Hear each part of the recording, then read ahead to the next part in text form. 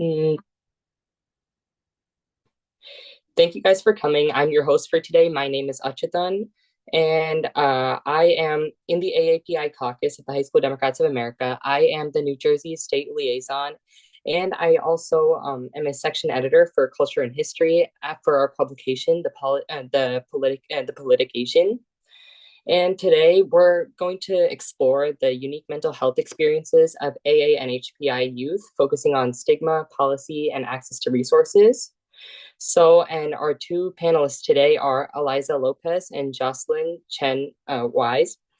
Eliza Lopez is a health equity advocate and sophomore at the University of Rochester, majoring in health, behavior, and society with a minor in legal studies.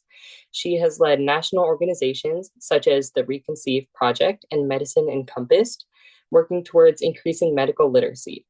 Eliza is also a youth advisory committee member for the NAMI New York State and a founding member of hashtag Fund the Youth Network. She has been recognized with numerous awards, including Mental Health America's 2023 Power Award and the T-Mobile Changemaker Challenge Grand Prize in Education. And we're so happy to have you here today to share your insights regarding this important topic. And our second panelist is Jocelyn Chen. Jocelyn is a project director and clinical social worker at the Fuqua Center for Late Life Depression at Emory. She received her master's in public health and master's in social work from the University of California, Los Angeles in 2010, specializing in work with older adults. Her experience includes outpatient geriatric psychiatry, nursing home, and hospice care. At the Fuqua Center, she focuses on innovative programs that bring mental health care and geriatric expertise to vulnerable populations in housing settings. She also provides education and brief counseling to patients and families navigating mental health and aging resources. And we're so excited to hear your unique insights on this topic. So is there anything you guys would like to say to the audience before we get started? Thank you so much for inviting me, and I look forward to discussing whatever interests you.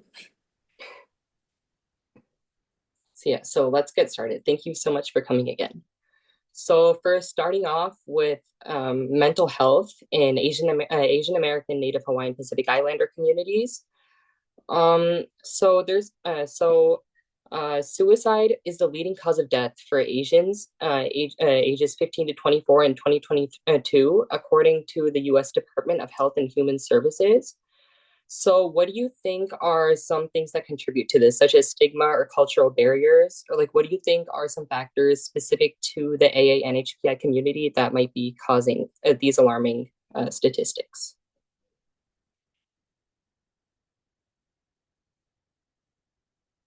Yeah, I guess I can kind of talk from like a youth perspective, kind of like observing like other peers like my own age. And I guess like also talking from like my own lived experience as someone that's like American born but also has like Filipino like heritage as well. So I'd say that like a very common one I feel like among like first gen like Americans is just like being able to like balance identities between like their own like American culture, especially as someone that was like born here, as well as like trying to balance like their own like native cultures as well. So that would be like my Filipino like ethnicity and heritage because I feel like a lot of like youth my age, I feel like they'll kind of tend to think like, oh, like I'm not like American enough and I'm also not like Asian enough. I feel like that is like a very common occurrence that I've heard among like a lot of people. Not just like in my community, but just like other folks that I've talked to. And I think yeah, that can be pretty difficult, especially because I feel like with a lot of like Filipino culture, at least like what I've seen with like talking to other like young people with that kind of background is that like in specifically like Filipino like culture, there's been like this whole mindset of like this like colonialist like mindset where Filipinos feel like they have to like acclimate to like American culture or like westernized culture just because they see it as like more acceptable and it makes them seem like more desirable in terms of like their social status or like their intelligence and like other qualities like that. And because of that, I feel like it's affected me in the sense that like I feel like sometimes I'm not really like in touch with like my background. So I feel like sometimes I can't really just like connect with like my identity or like my other like family members like in that way. So I feel like that's definitely caused like a bit of like tension with like figuring out my identity, which has caused me to be like a little like, oh, like what do I truly like identify as? Like where do I like fit in more, I guess. Um, and I feel like definitely like strict like family values as well. Um, I feel like definitely, and I guess like in even like my own like lived experiences, I've definitely felt like that type of pressure where I've had to like live up to like a certain standard. And I feel like gender norms are also like a very big part of that as well. At least like within like Filipino culture, I feel like a lot of emphasis is often put on like daughters because I feel like they're often expected to meet like this like standard of like femininity, but they're also pressured to hold like a lot of other like familial like responsibilities as well. So it's kind of like being able to like strike balance between like a lot of these certain like expectations that like yeah, it just like puts a lot of like pressure like at times. So yeah, I'd say it's really just like a very big combination of like a lot of things, like especially pertaining to like AAPI cultures, like and so on. But yeah, I would say that those are a lot of like common ones that I've like really seen. Yeah.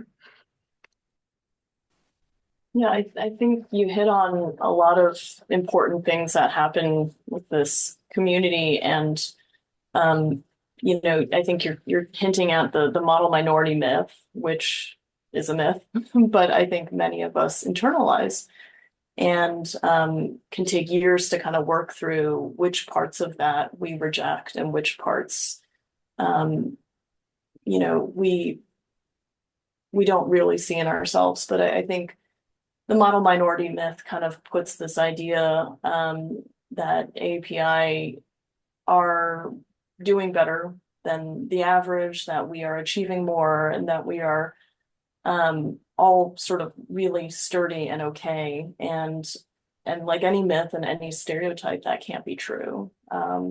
So I think that that can be a layer that makes it harder to admit to ourselves that we might be struggling, and then also to seek help. And I think what contributes to to suicide is hopelessness, getting to a place where you feel like there are no other options and that you are completely alone in your experience, which is so damaging. Um, so yeah, I think a lot of these parts of the experience in this country can be more isolating and really lead to feeling like you have no options.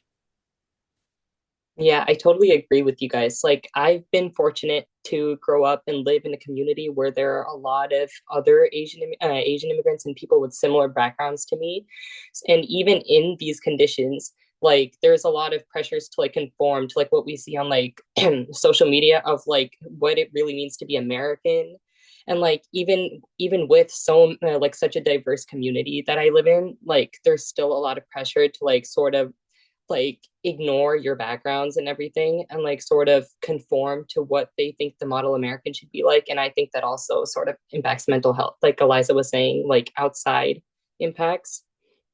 So like um so what do you guys think are some factors from like maybe within like specifically within AANHPI households that could be contributing to this? Like these are like for example, like across all immigrant groups, there is that pressure to conform. But like, do you guys think there's anything specific in AANHPI communities that could be causing a deterioration in mental health? Like Eliza, you mentioned things specific to like your Filipino background.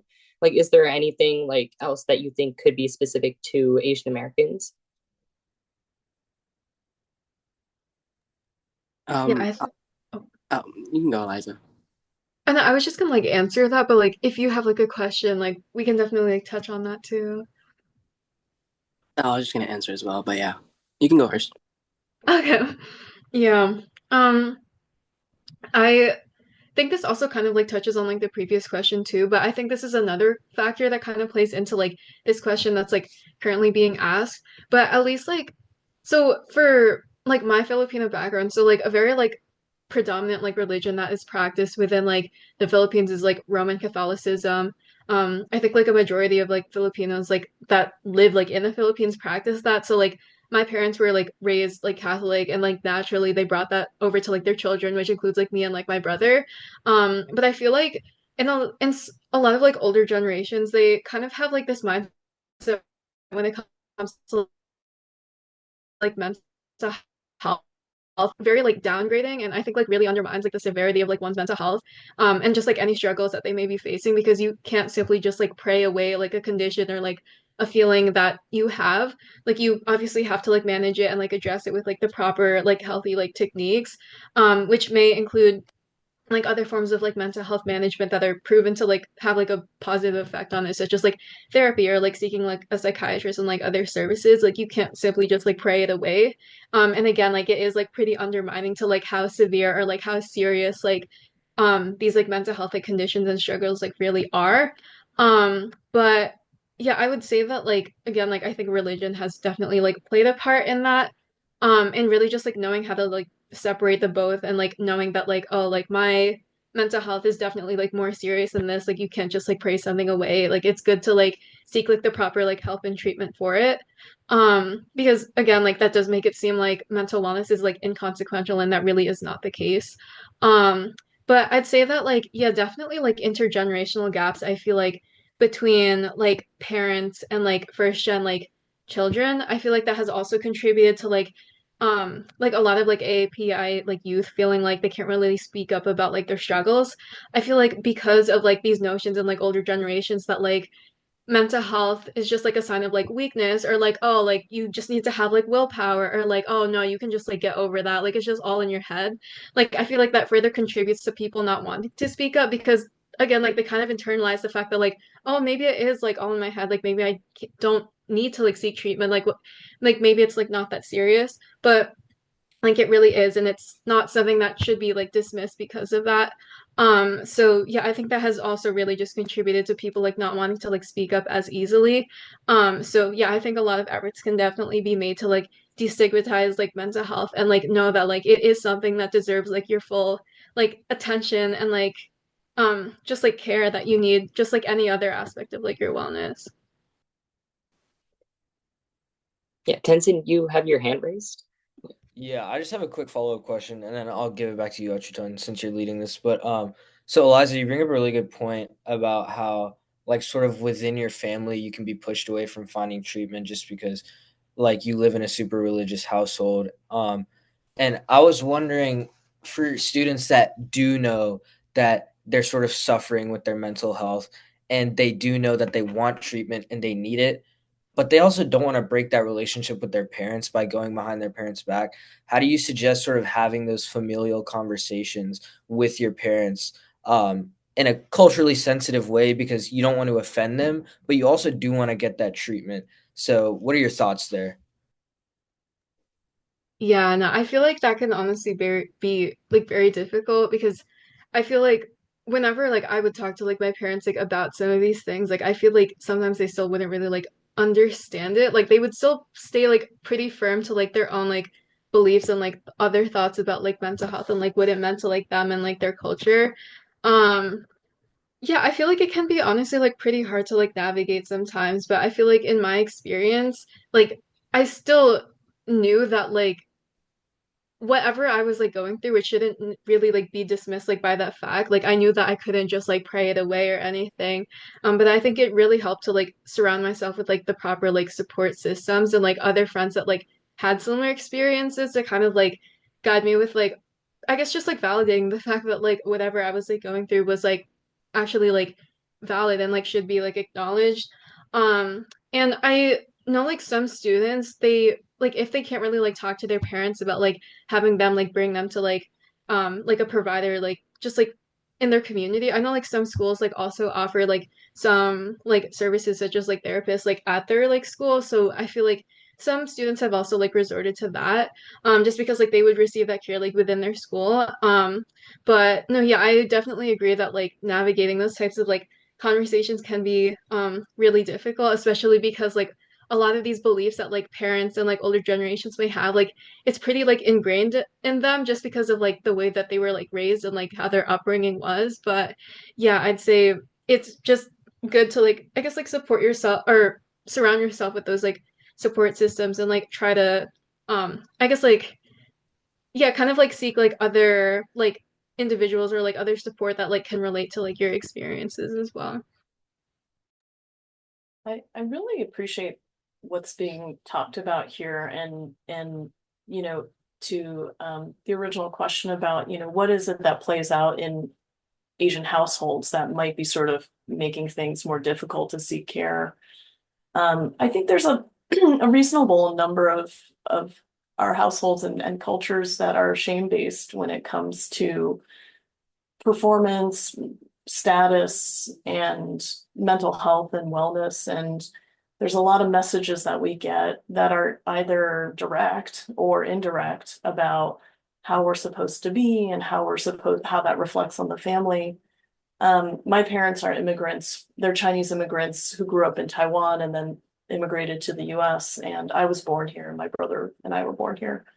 Um, and I think a really, really common theme I'm guessing that people can relate to is this comparison of my experience in the US to my parents.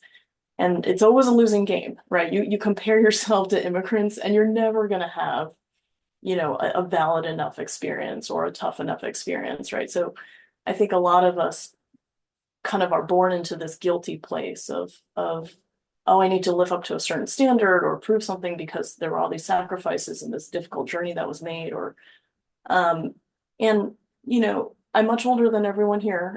I hope it's hopeful to hear this. I think you can shed that. I think over time you kind of digest that you have different experiences from your parents, and that's okay, and that it doesn't have to be just as hard and it doesn't have to be full of sacrifice the same way. And you can be a good child, and you can be a wonderful citizen and an Asian American with a very different story. But I think we come into it with a lot of guilt a lot of times, and that can make it hard to ask for help. And then, like Eliza was saying, that sometimes our parents can't hear us. They don't understand even what we're asking for. Um, so I would just encourage folks to have multiple conversations. Sometimes your parents need to hear it more than once. They need some time to digest.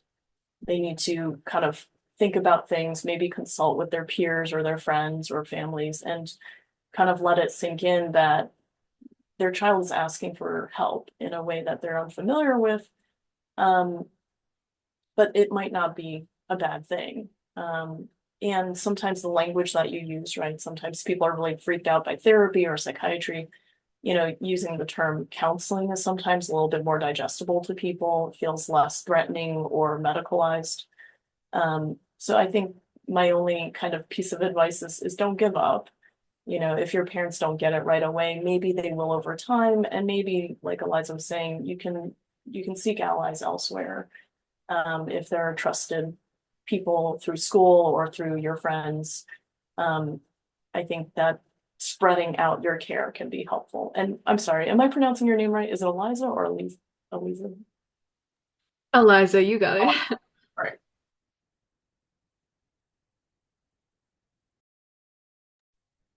Yeah, Jocelyn, I really liked what you said about like the idea of everything being centered on shame, because that actually like that's something I can relate to a lot, because everything I do, like, and if I refuse to do anything, for example, my parents are always going to be like, "Oh, like we've been through so much of this, like you should be able to go through this, like look at how much we've done for you." And like I completely agree on like how that can sometimes cause people to think that seeking out mental health can be help with mental health can like it can be sort of stigmatized. So like Jocelyn, and like what do you like what are some existing policies that impact mental health resources, and like what do you think can be done to improve access to these resources, because in situations like these it like some people may not know like where they can go find help if they need it for mental health. Yeah, I mean, the sad truth is that mental health care is still not considered as valid as other types of medical care, right? The Mental Health Parity Act, I think, was passed in 2008. So it's been a while, but it hasn't been enforced that well. So that, for folks who don't know, the Mental Health Parity Act was passed to say that mental health care has to be covered the same way that other medical care is covered. But a lot of times, the medical system still treats things like from here up as different than here down. But clearly, we know a lot more, and there's just so much science around. There's a mind-body connection, and that mental health is essential to overall health. But the truth is, it's still not really treated that way. It's sort of treated as something that is a bit of a luxury, something that is, optional when I think we see a lot of examples of people waiting too long to get care and just how much that can really impact someone's life and their life trajectory. So, in terms of advocacy, I think that it's always important to talk to your leaders about how much this is important to you and to make it very clear that mental health care is an issue that people of all ages really need and want. I'm talking to you from Georgia, and I don't know if all of you are Georgia or not, but Georgia is ranked pretty low in the country for access to mental health care. It's 48 out of 50 in this nation, so we can do a lot better. But a lot of folks can't afford to pay out of pocket for mental health care. And just like I would not expect to pay out of pocket for my diabetes care. Um, People need to find folks who take health insurance. And that can be really challenging in certain states. So there are ways that people can be incentivized to take health insurance to increase the amount of funding for mental health trainees and for just growing the workforce. So there's just a lot of different ways to tackle this. Yeah, thank you. And Eliza, feel free to answer this as well. But like, do you think there is anything specific that because like you mentioned how like mental health care as like a whole isn't really implemented well and like it can still be hard to access. Like, do you think there's anything specific that needs to be done to be more culturally sensitive towards Asian American individuals?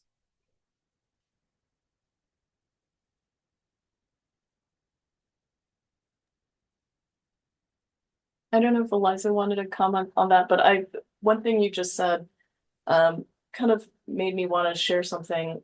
A few years ago, I was invited to talk to be a part of a group of mental health professionals at Emory, and it was, there were students who were or research assistants, people who were not mental health providers who also attended. And one of them said, I've never seen an Asian mental health provider before. I'm just shocked and blown away to see this group of people who are therapists, who are psychiatrists, who have built and dedicated their careers to mental health. I've just never had that model ever before. And I found that so touching and also kind of so sad, that oftentimes we don't see ourselves in this field. And so it just sends that unconscious message that that's not where we belong. And I think it's improving over time. There's more and more API who go into these fields, but it is powerful. I've experienced this myself. When you see someone who kind of looks like you, or a friend, or your cousin, it's powerful in that it sends this message that you could do this too.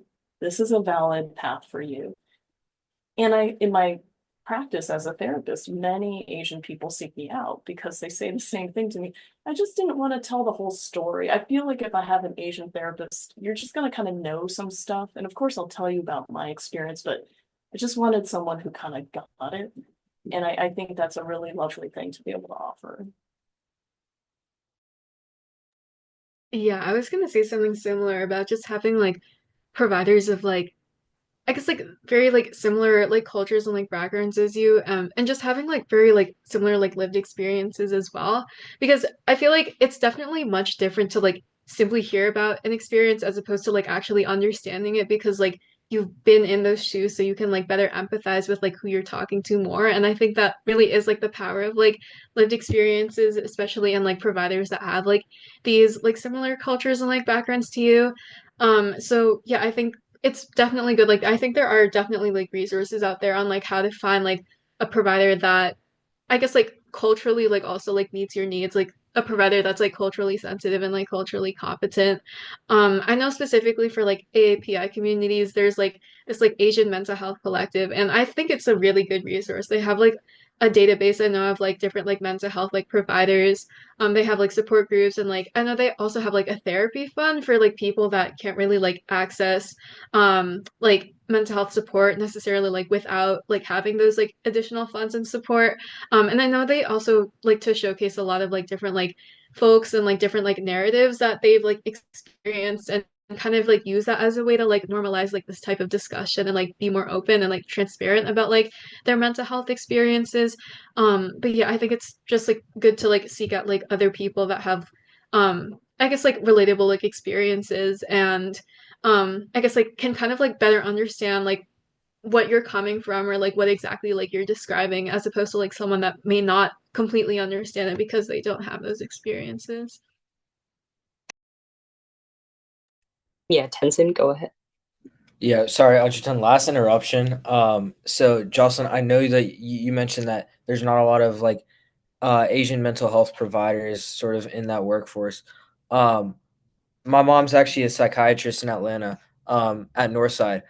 So, and she, and my question then is, she is not in private practice, and she tells me that there's a lot of like difficulty to get care for certain individuals because there's not a lot of coverage, and a lot of the psychiatrists go into private practice just because it's more lucrative by nature. So, like, obviously, we tend to focus a little bit on policy because we're high school Democrats of America, and I know you have your master's in public health.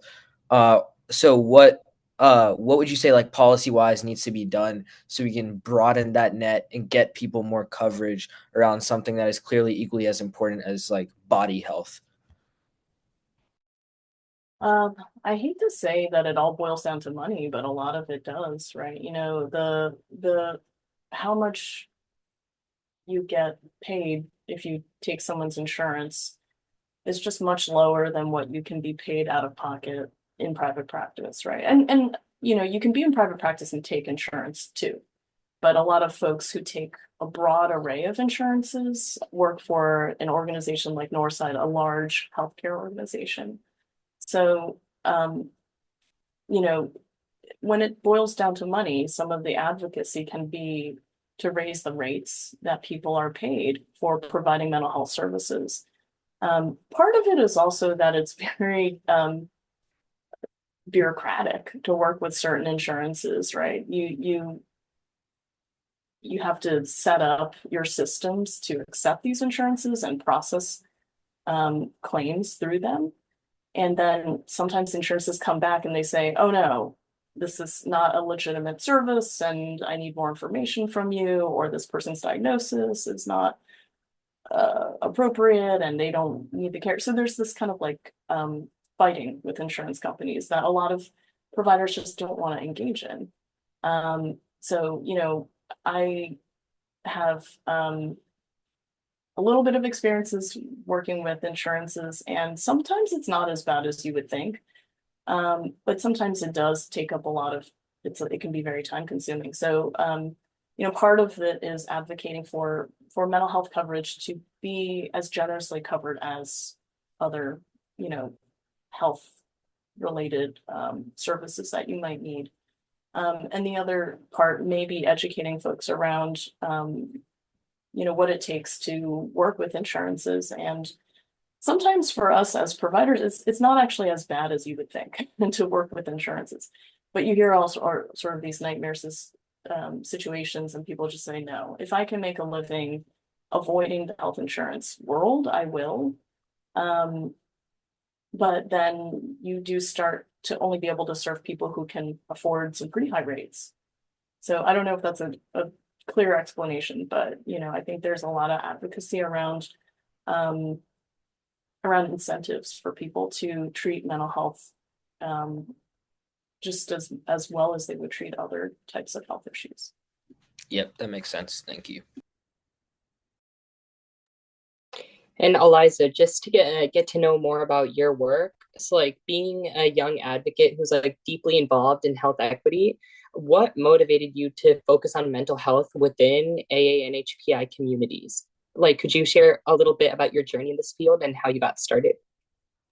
Yeah, I feel like with a lot of other like mental health advocates, a lot of it does root from like their own like lived experiences.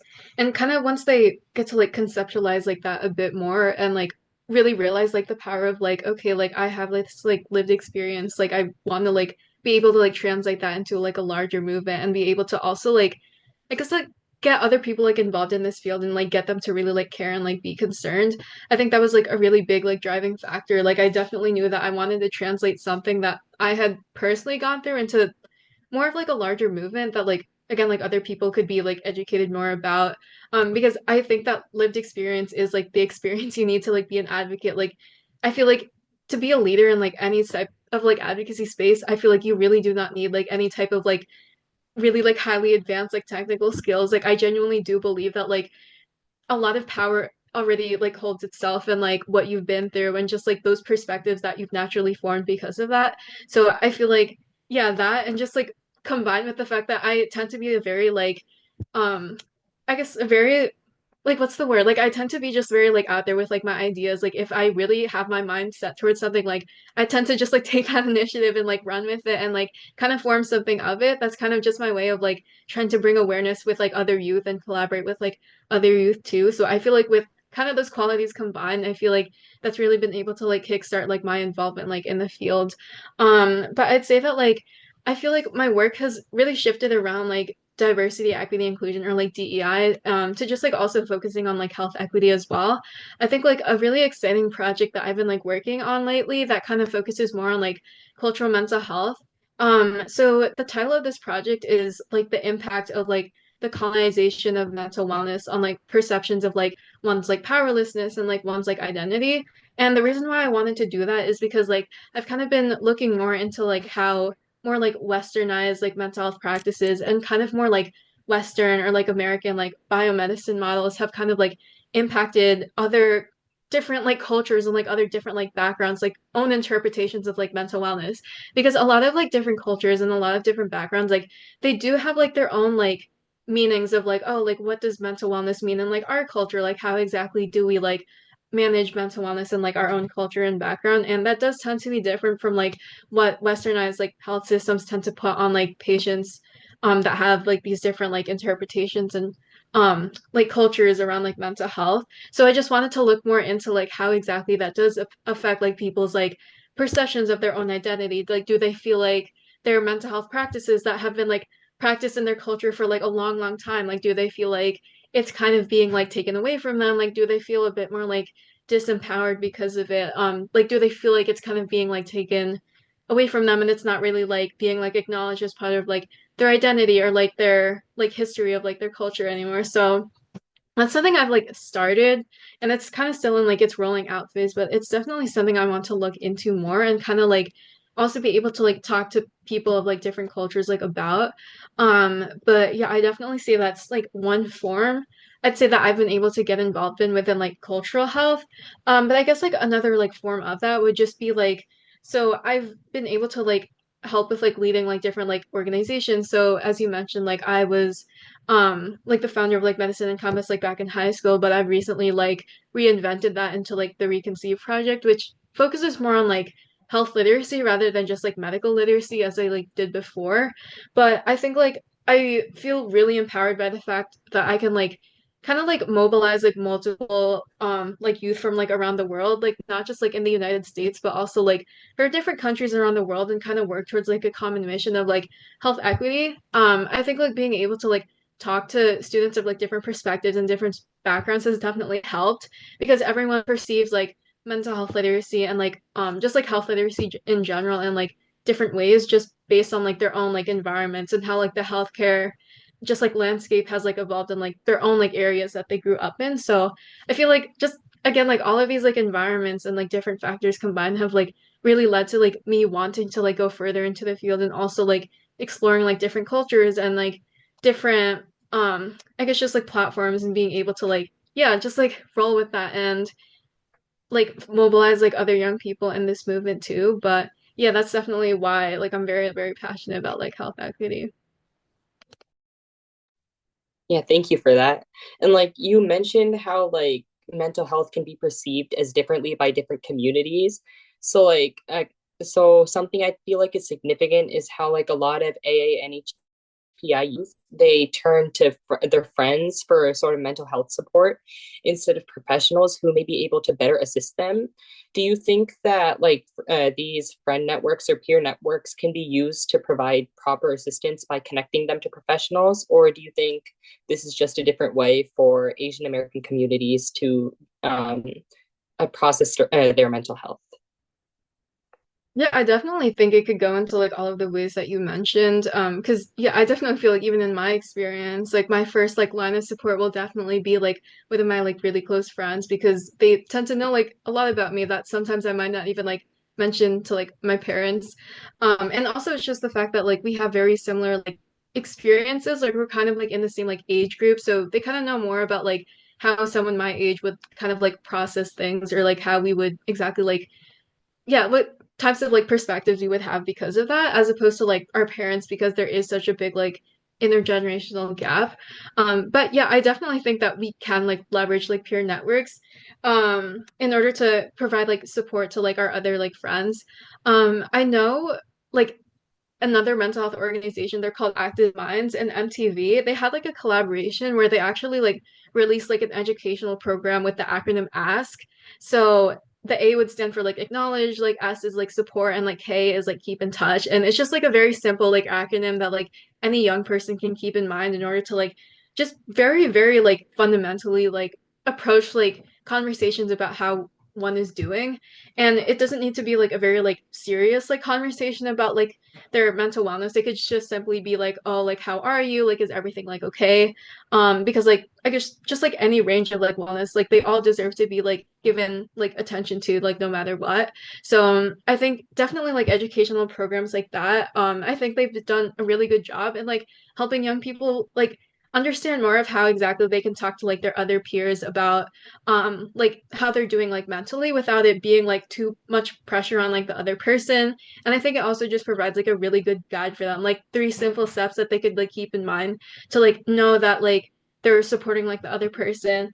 So yeah, I mean like if you like ever are curious about it, like it's like you can definitely like search it up like online, and they do have like a YouTube channel dedicated to that, and I think they have like a website about that as well. But I think like the simulation that they have for like that ask like educational program, I think it's really interesting because you kind of have like these two people who are engaging in like an interaction together. They're just like talking about like their mental wellness, and you can see like the other person's like thought process too, like as the person like replies to them. So it's just interesting to see how like that type of conversation would play out like in real life as you may do it yourself.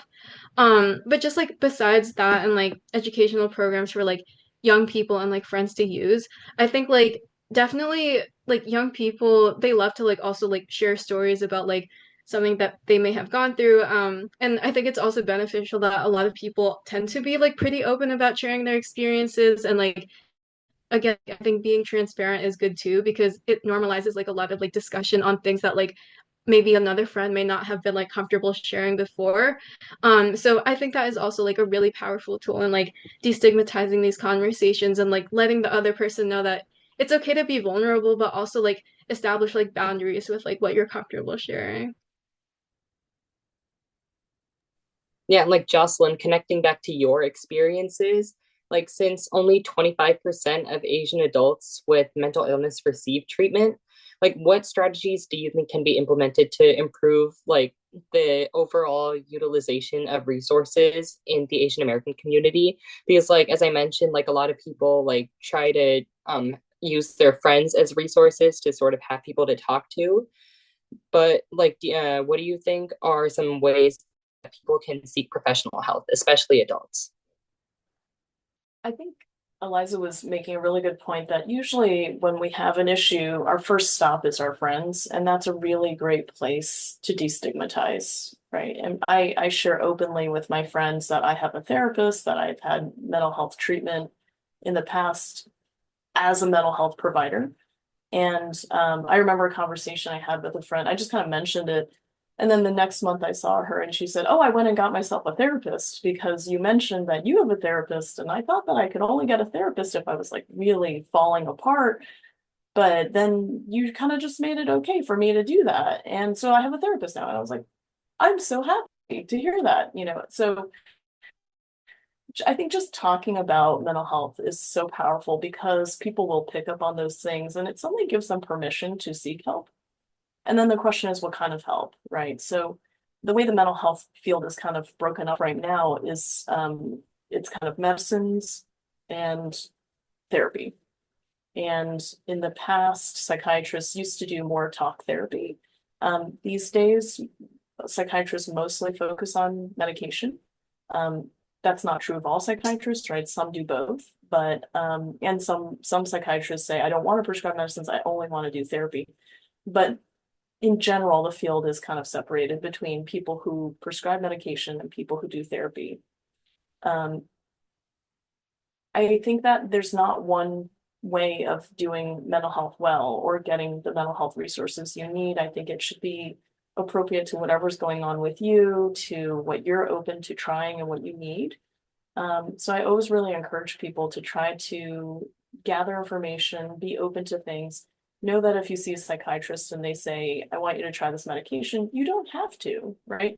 You could be there to learn from them and to consider things and to know what their recommendations are, and you can decide whether that's something that helps you or not. Because I see a lot of folks who are scared of certain things or feeling forced into different treatments, and so they don't seek treatment, right? So I think you know, start with what you're comfortable with, if that's talking to someone, and finding a therapist can take a while, right? You have to find the right fit. I always say it's a little bit like dating, someone who I think is good for you is not necessarily good for you. You really need to decide for yourself the right fit. And it's okay to shop around with therapists. If you see someone once or twice, you're like, not really feeling it, this is probably not the right fit. It's okay to say thank you, but no thank you, and move on to something else. So, there are people who get a lot out of support groups. There are people who get a lot out of group therapy, individual therapy, family therapy. There's a lot of things out there for people to try. And I think that, if you can take anything away, it's don't wait until it's too late. Don't wait until you're absolutely feeling awful and you don't know where to go. Start early. It's okay if you're just feeling off, if you're feeling not great, to say, I think I want some help and support. Many, many years ago, I was talking to a therapist and he said, I see a therapist once a month for myself just for growth and support. And that was the destigmatizing moment for me where I said, I want growth and support. I'm not falling apart, but I want growth and support. That sounds really good. I went and got myself a therapist. So I think, Eliza, what you were saying about sharing stories, so powerful. And, among friends, there's just so much that you can kind of click into place when you hear it from the right person. That is really powerful. And talking about it is just the right first step. Thank you for that. And so to tie all these anecdotes together, I'd like to ask you guys, as a strong advocate and an experienced professional, what do you guys think we as high school students can do to spread awareness and destigmatize this issue?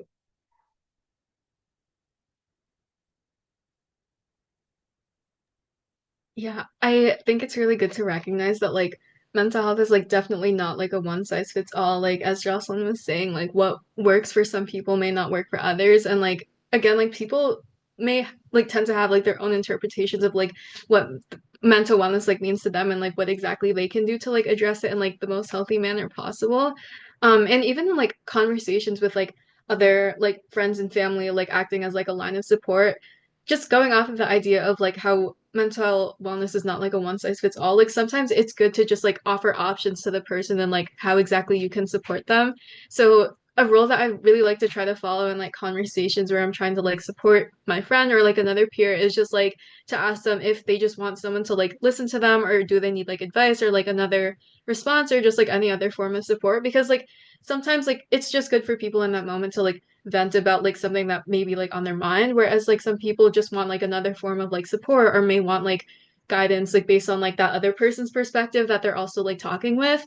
And I guess just to also destigmatize like these conversations with like friends.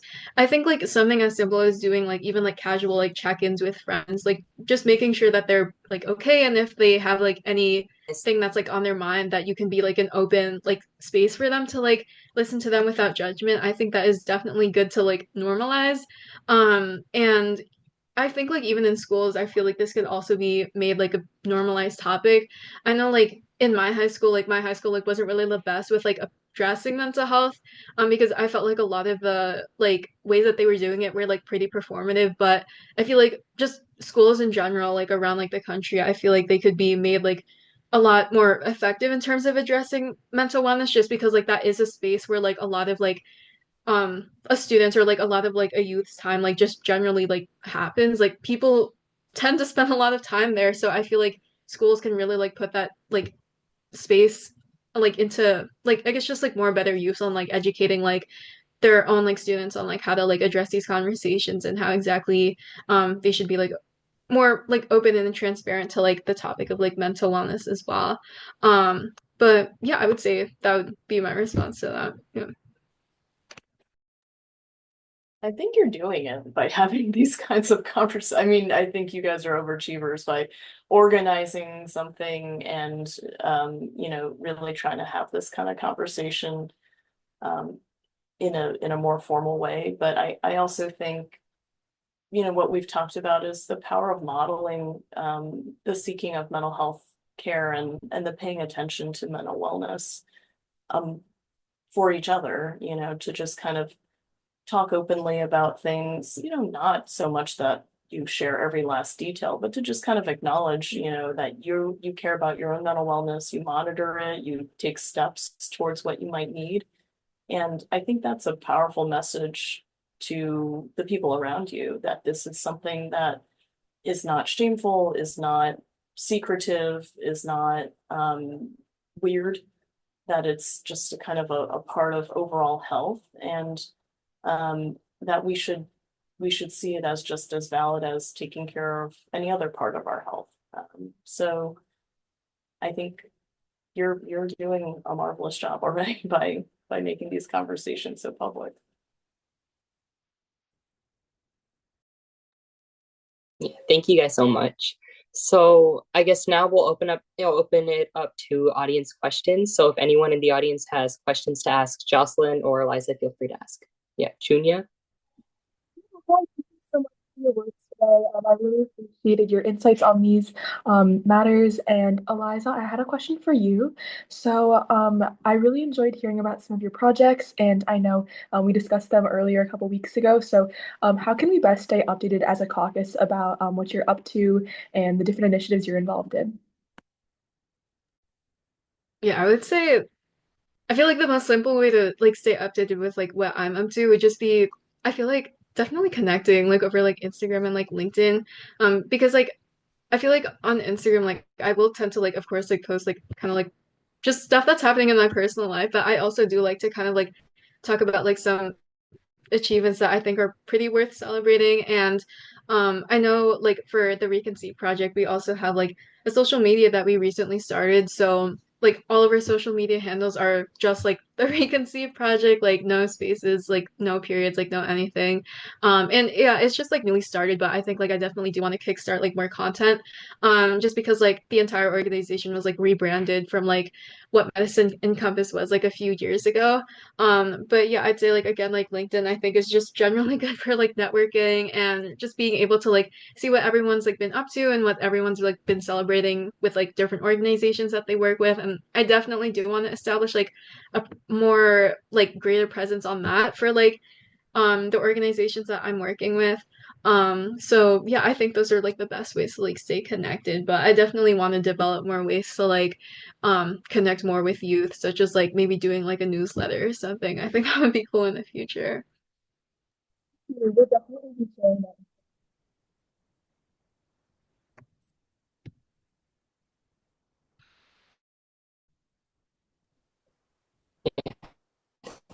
Tansy? Yeah, so I just have a question that y'all might not be able to like answer very well because it's sort of like directed towards my experience as a male, but like as a high schooler And as a guy, my experience with mental health has sort of just been like, if I or if someone approaches like a peer that's also a guy, they'll be like, "Oh, it's not that deep. Just get over it." Like, just be like, "Oh, just move on. You don't know what you're talking about. It's not that deep." Like that's a pretty stock phrase that they'll use. How would you suggest sort of approaching that? Maybe Eliza, you can answer this since you're like sort of closer to our age, and then Jocelyn, you could also answer this question. But yeah, how would you suggest approaching that? Ooh, that's actually a really interesting question because yeah, I feel like it's definitely been like a very common phenomenon to just like dismiss like men's like mental health concerns because they're supposed to be like too tough or like supposedly they can like handle it all, which obviously is not the case. Um, but I feel like in my experiences, like I try to take like everyone's like if they do express like a struggle or just like something that they're going through, just regardless of who they are, like I try to take it seriously because I would rather overreact to situations than underreact because I would never risk something like that. But I think like again, just like destigmatizing like again like male like mental health or like men's mental health is also like a really big factor in that. And just like overall educating like the population on the fact that like anyone can have like mental health like experiences and like mental health conditions like it's not just characteristic to like a certain age group or like a certain like gender or just like it doesn't have one presentation like it can exist in like anyone regardless of like who you are. So yeah, I would definitely say like doing all of that is good. Yeah. Thank you. Yeah, Anika? Okay, can you guys hear me? Yeah. Okay. So I guess my question was like earlier on in the panel, I believe like Jocelyn mentioned that like there's kind of like the stereotype of like a model minority that was internalized in many Asian Americans, which caused negative health mental health problems. And so what I was wondering is that like I live in a community where like I go to school and my school is like Yeah. 90% Asian. All of our teachers as well perpetuate stereotypes of like, oh, you guys are Asian, you should know this. And then of course my parents and my family also perpetuate stereotypes such as these and like, the shame-based culture and all of those kind of expectations of you should be perfect at everything. Um, and I'm wondering, like, how can you break away from that in a community where you're just constantly fed that and everyone else has internalized it?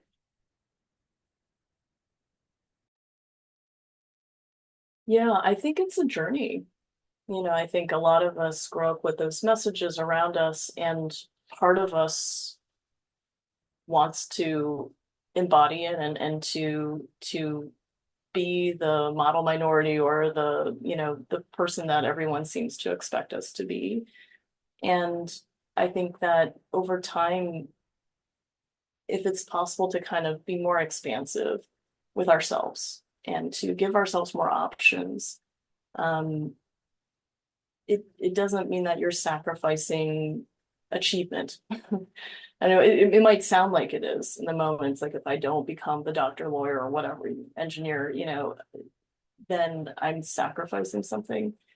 And I think that over time, people can kind of learn there's just so many different paths. There's jobs we haven't even heard of that are going to be, um, you know, incredibly high status in the future. So to limit ourselves so early is a mistake. And I think it's tough when you're in high school and everything.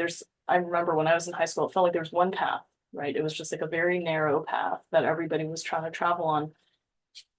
And I just say this to try to give some hope. That path widens. It really, there's just so much more than we realize in high school, and things unfold constantly. So to try to keep some hope that what's being presented to you is not the only thing. And I get the feeling, Anika, that like a lot of these messages are coming from a really place of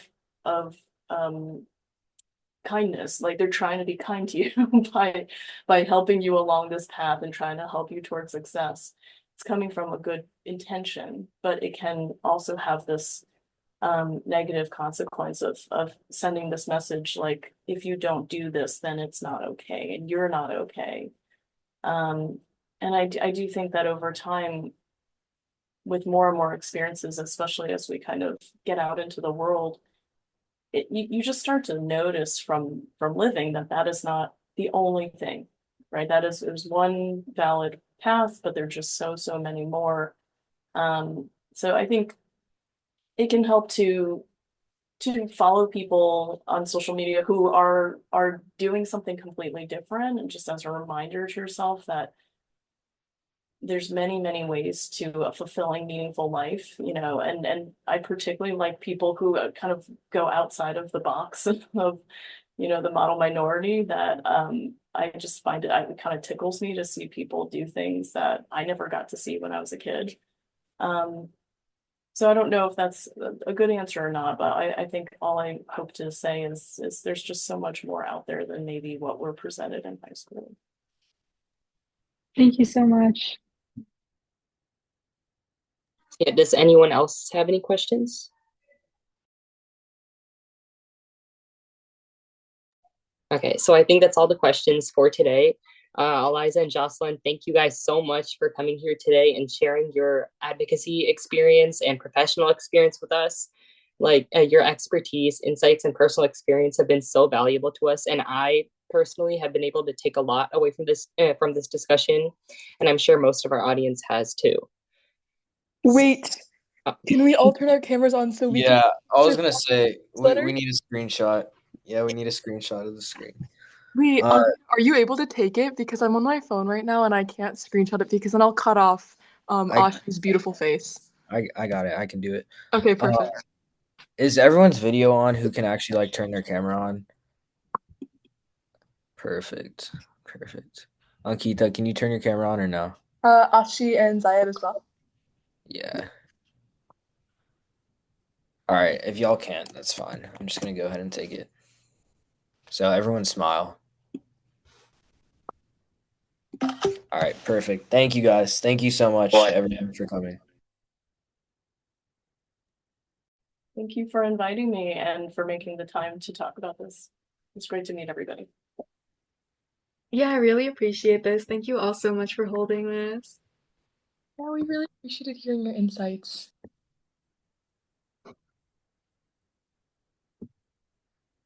Yeah, thank you guys so much again. That's all for today. Thank you guys for coming. We really All right. appreciate it.